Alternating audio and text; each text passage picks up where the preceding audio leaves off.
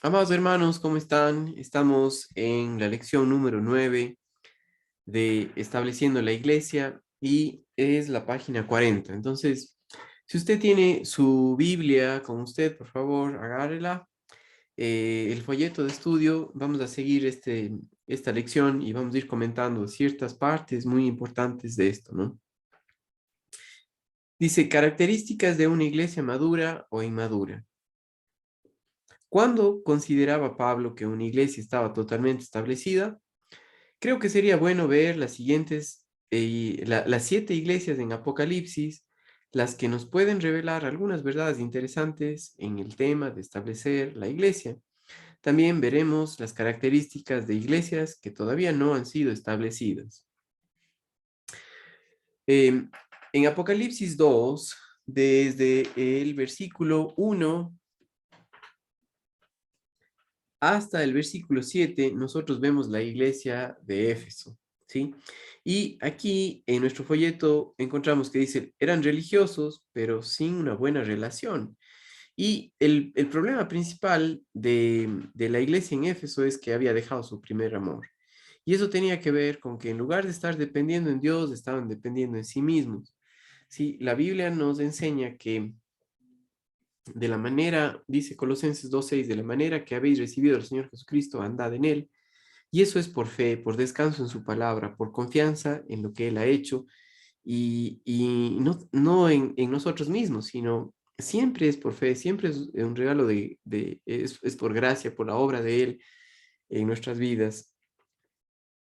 No por los religiosos que seamos, es que tenemos una buena relación con Dios. Tenemos una buena relación con Dios por la base de lo que Cristo ya ha hecho, por quienes somos en Cristo Jesús. Entonces, algo importante que debemos considerar en esta lección, al considerar las características de una iglesia madura, es que eh, em, es una iglesia donde existen em, familias o personas maduras en la fe, establecidas espiritualmente, que son discípulos del Señor Jesucristo, que dependen en el Espíritu Santo, en su caminar, en sus acciones, en las decisiones que toman, en cómo ven la vida, en cómo se comportan.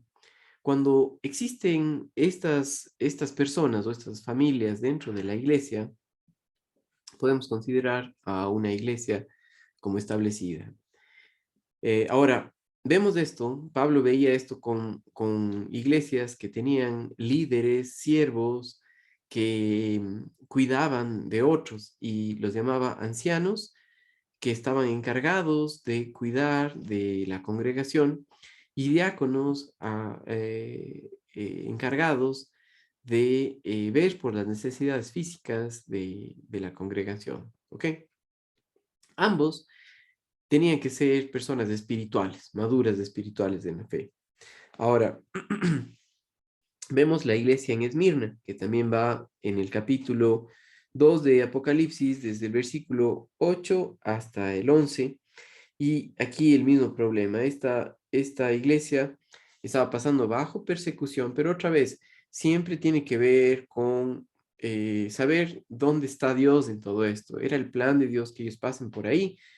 Sin embargo, cuando alguien no ve esto, cuando no ve lo que Dios está haciendo, se desvía de la verdad, no sabe lo que está pasando. También aquí vemos una cita de 2 de Corintios capítulo 8 de los versículos del 1 al 7 que quisiera que leamos juntos, ¿ya? Entonces, acompáñeme a 2 de Corintios capítulo 8 de los versículos 1 hasta el 7.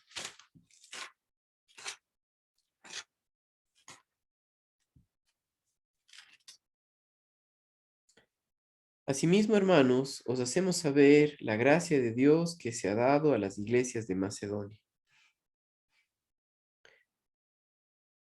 que en grande prueba de tribulación, la abundancia de su gozo y su profunda pobreza abundaron en riquezas de generosidad. Pues doy testimonio de que con agrado han dado conforme a sus fuerzas y aún más allá de sus fuerzas, pidiéndonos con muchos ruegos que les concediésemos el privilegio de participar en este servicio para los santos, ¿sí? Y no como lo esperábamos, sino que asimismo se dieron primeramente al Señor y luego a nosotros por la voluntad de Dios. Sí, era la voluntad de Dios que ellos pasen por tribulación, pero ellos no dijeron, no, no, ahorita no podemos, estamos ocupados, estamos pasando por muchas situaciones, sino que ellos sabían lo que era la voluntad de Dios y se fueron para servir a lo que necesitaban hacer. Eso es algo muy importante cuando vemos a una iglesia madura, ¿no? No está limitada por la parte material, sino en cuanto a lo que es la voluntad de Dios. Y aquí dice, ¿no? A ellos mismos se dieron primeramente al Señor y luego a nosotros por la voluntad de Dios. De manera que exhortamos a Tito para que tal como comenzó antes, asimismo acabe también entre vosotros esta obra de gracia. Por tanto, como en todo abundáis en fe, en palabra, en ciencia, en toda solicitud, en vuestro amor para con nosotros, abundad también en esta gracia. ¿Sí? Se les anima a que sigan confiando en el Señor. Algo muy importante que podemos ver aquí, ¿no? Aunque Esmirna estaba pasando bajo persecución, estaba dentro del plan de Dios y se le pide que siga confiando en el Señor. Miren, por el contrario, a la iglesia en Pérgamo, ¿no? En Pérgamo, una iglesia que estaba mundana, había dejado filosofías e ideas de entrar dentro de la iglesia y no estaban haciendo la voluntad de Dios. Aquí, si ven ustedes, va desde el versículo 12 hasta el versículo 17, ¿sí? Y se habían dejado a la idolatría entrar dentro de la iglesia también. Era una iglesia mundana. Fíjense lo que dice Santiago capítulo 4 y el versículo 4. Santiago 4:4.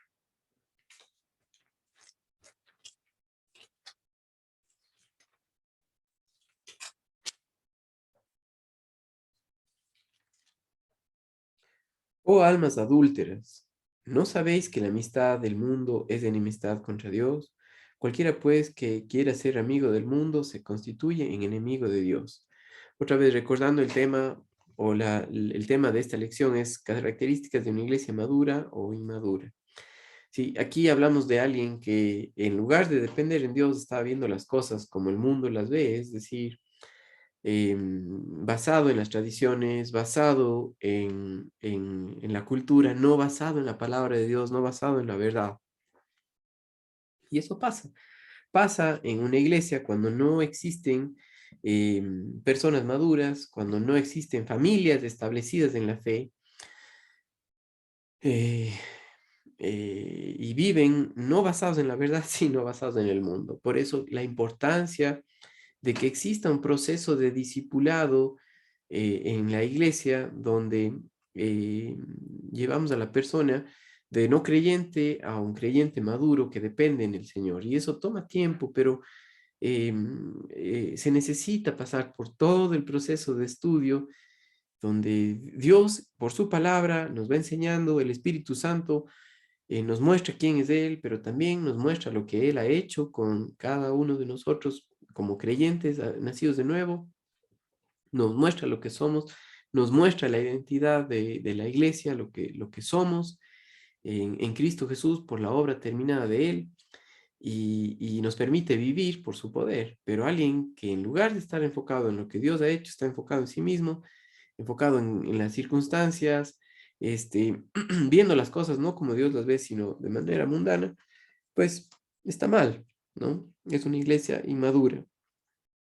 Ahora, fíjense la iglesia de Teatira, versículos del capítulo 2 de Apocalipsis, desde el 18 en adelante hasta el versículo 29.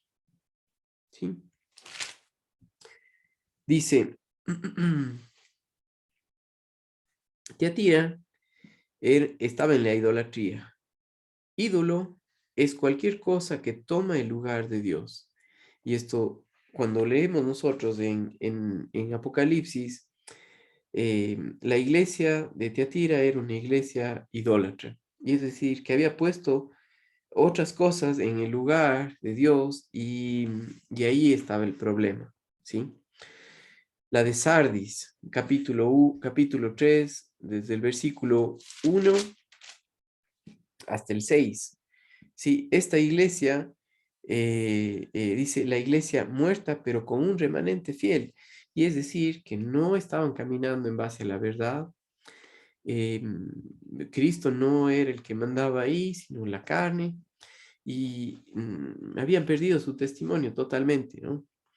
Escribe el ángel a la iglesia de Sardis, el que tiene los 7 espíritus de Dios, la iglesia y las 7 estrellas, dice esto: yo conozco tus obras, que tienes nombre de que vives y estás muerto. Sé vigilante, afirma las otras cosas que están para morir, porque no he hallado tus obras perfectas delante de Dios.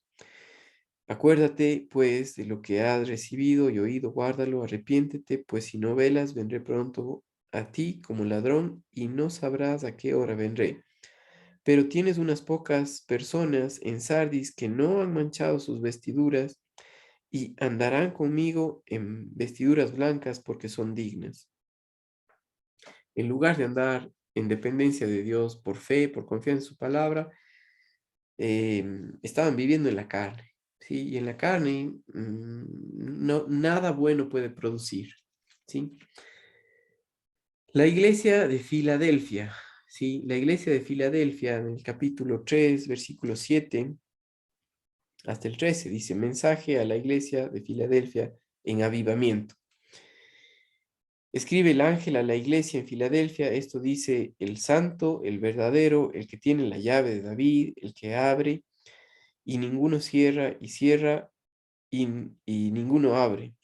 Yo conozco tus obras, he aquí que he puesto delante de ti una puerta abierta, la cual nadie puede cerrar, porque aunque tienes poca fuerza, has guardado mi palabra y no has negado mi nombre. He aquí, yo entrego de la sinagoga de Satanás a los que dicen ser judíos y no lo son, sino que mienten. He aquí, yo haré que vengan y se postren a tus pies y reconozcan que yo te he amado. Por cuanto has guardado la palabra de mi paciencia, yo también te guardaré de la hora de la prueba que ha de venir sobre el mundo entero, para probar a los que moran sobre la tierra. He aquí, yo vengo pronto, retén lo que tienes para que ninguno tome tu corona. Al que venciere yo le haré columna en el templo de mi Dios, y nunca más saldrá de allí, y escribiré sobre él el nombre de mi Dios, el nombre de la ciudad de mi Dios, la nueva Jerusalén, la cual desciende del cielo, de mi Dios, y mi nombre nuevo. El que tiene oído, oiga lo que el Espíritu dice a las iglesias.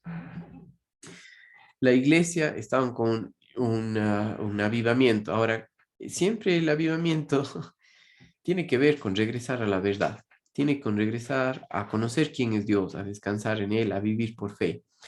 Por ejemplo, quisiera recordar algo cómo sucede, ¿verdad? El avivamiento es cuando se regresa a la palabra de Dios. Cuando regresamos a la confianza en lo que Dios ha dicho y no en las tradiciones de los hombres o tradiciones de iglesias que se desviaron. Veo esto mucho con los hermanos quichuas. Por ejemplo, ya llevamos cerca de 7 años sirviendo juntos y creciendo juntos con nuestros hermanos pastores quichuas. Hay un buen grupo de hermanos que estudia su palabra, pero escucharles a ellos del gozo de haber regresado a estudiar la palabra, regresar de haber estado basados en tradiciones de los hombres, de una religiosidad, a regresar a estudiar la palabra, a ver lo que Dios hace, a depender en Él, a ser discípulos que conocen la verdad, que están descansando en la verdad, es tan de tanto ánimo que solo eso puede causar un verdadero avivamiento, y es decir, que dependen en el Señor, porque el fruto del Espíritu amor, gozo, paz, paciencia, benignidad, bondad, fe, mansedumbre y templanza, que habla Gálatas capítulo 5, 22 y 23, eh, es producido por Él en la persona que cree, que descansa en la verdad, que le conoce a Él. Y eso no para, o sea, es como Pablo decía en Primera de Corintios 15, que Él ha trabajado más que todos ellos, sí, pero no yo, sino la gracia de Dios conmigo, sí, habla de Dios en la persona. Eso es muy importante, ¿sí? Una iglesia madura es una iglesia que constantemente está basada en la verdad, basada en la palabra de Dios, establecida en vivir la vida en dependencia de Dios por conocerle a Él. Ahora, fíjense la última iglesia de la Odisea. En esta iglesia es que el problema era que eran apóstatas y eso quiere decir que habían negado su fe, se dieron la vuelta, se fueron, se apartaron de la fe. Fíjense en Apocalipsis 3 del 14 en adelante. Y aquí, qué difícil es esto cuando una persona o sea, no ve la vida cristiana como importante, no ve a la palabra de Dios, no ve lo que Dios ha hecho y puede hablar de Dios, pero no confía en Él. Puede hablar de cosas bonitas, pero no es la palabra de Dios. Puede meter filosofía, pero no es lo que Dios quiere. Puede hacer sentir bien a las personas, pero no comparte la verdad. Y en cada una de estas iglesias vemos si la cabeza es Cristo o no, si es que están guiados por la palabra de Dios, por lo que Dios ha dicho o no.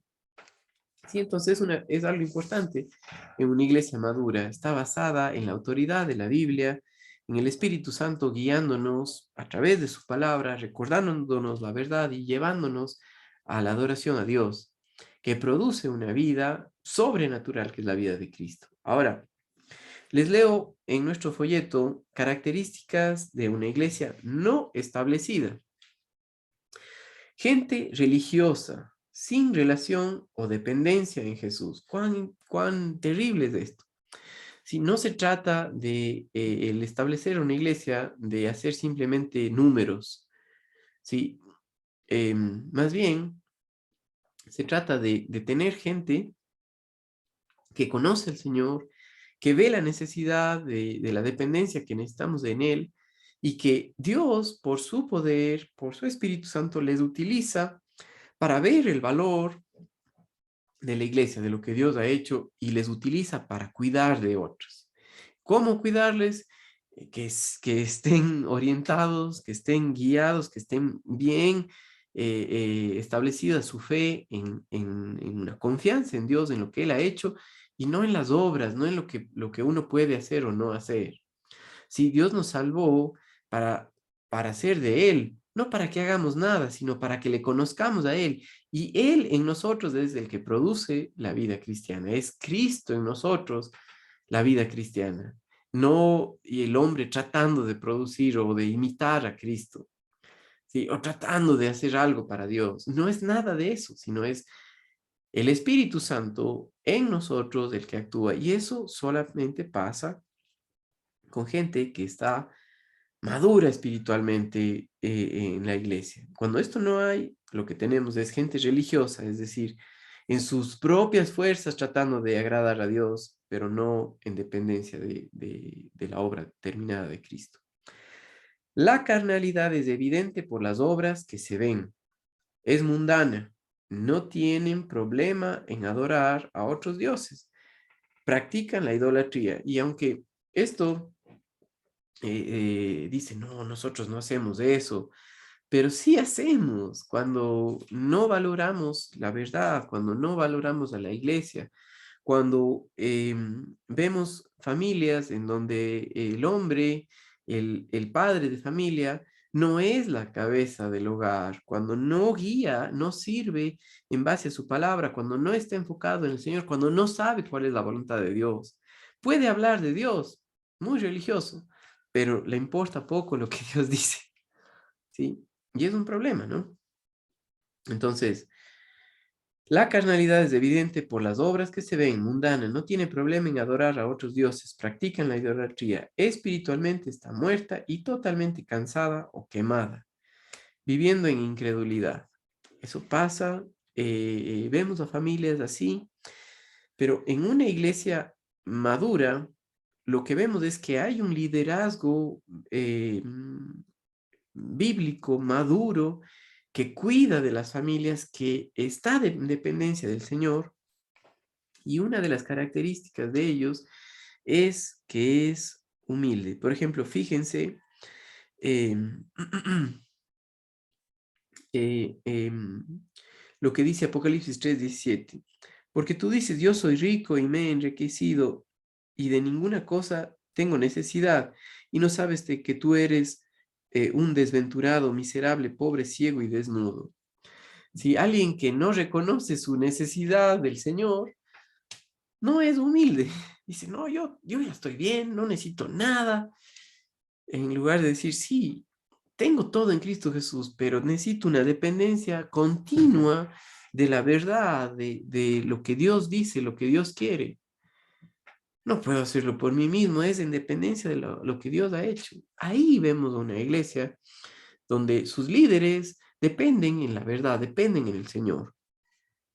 Fíjense, segunda de Timoteo capítulo 3 del 16 al 4:2.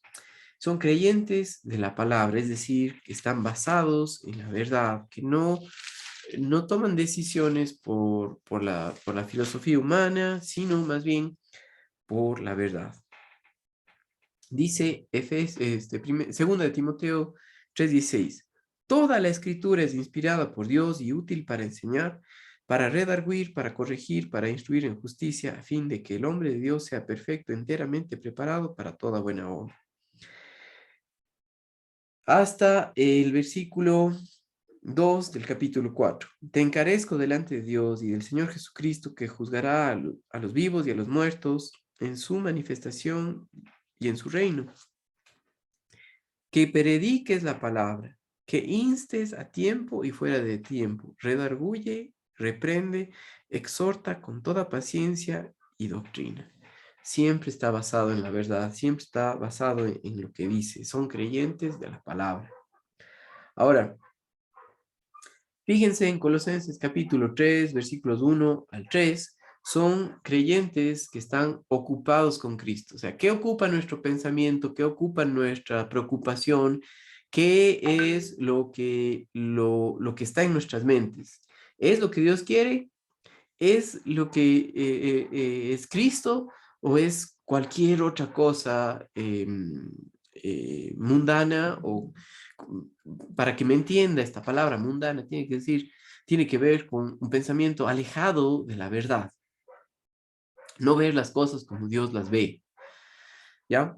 Entonces, Colosenses capítulo 3,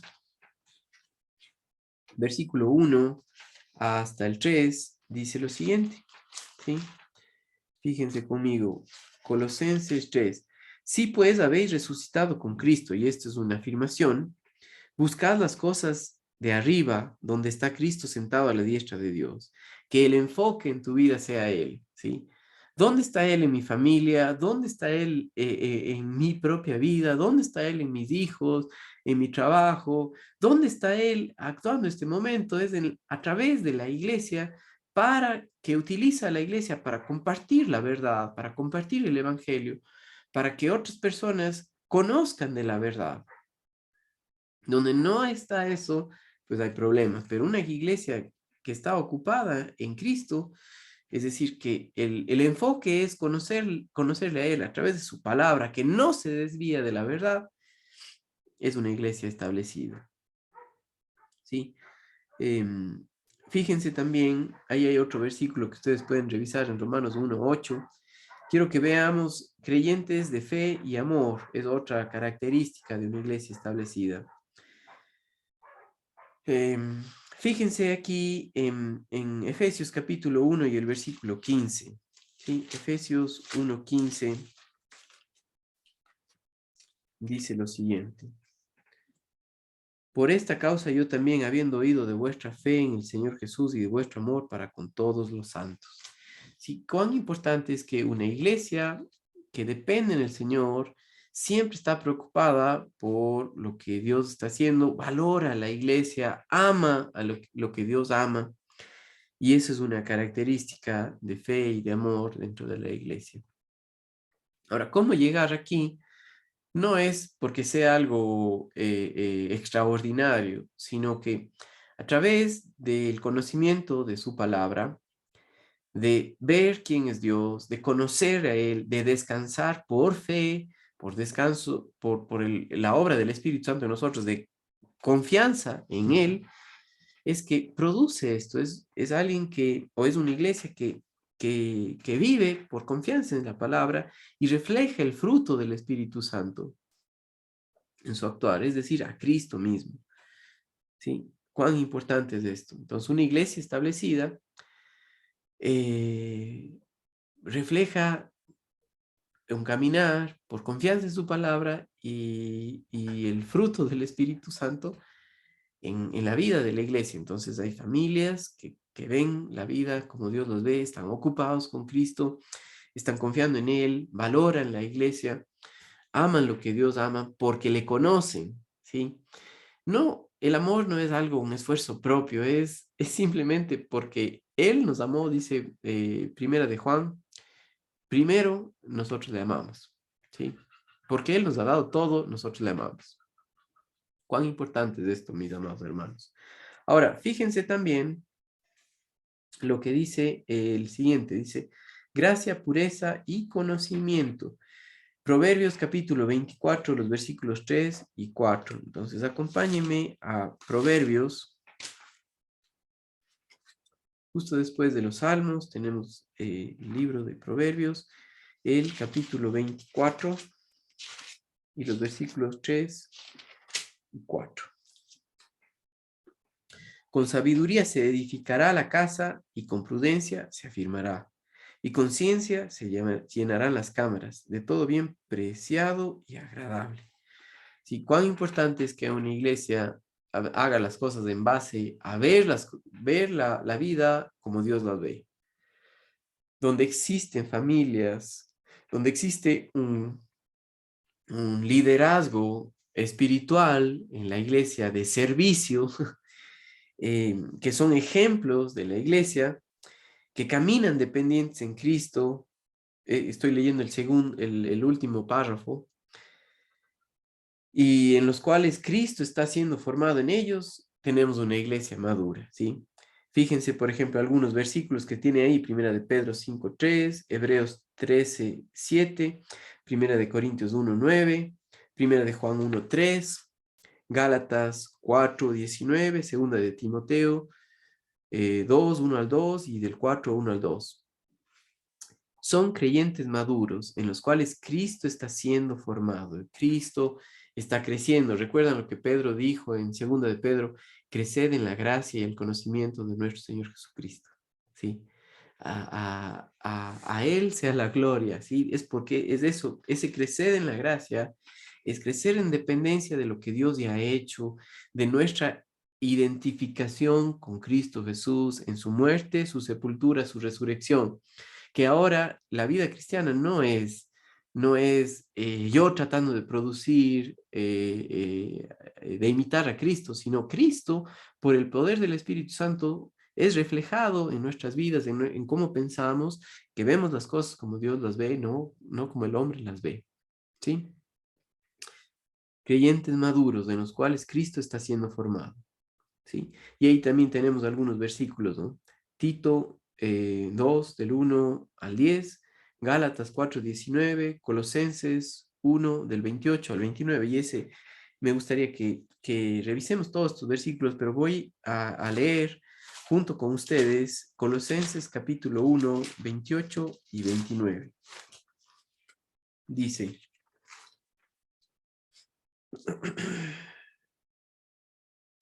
a quien anunciamos amonestando a todo hombre y enseñando a todo hombre en toda sabiduría, a fin de presentar perfecto en Cristo Jesús a todo hombre. Y esto es muy importante. Perfecto quiere decir maduro, Quiere decir que dependen del Señor, que caminen en dependencia del Señor.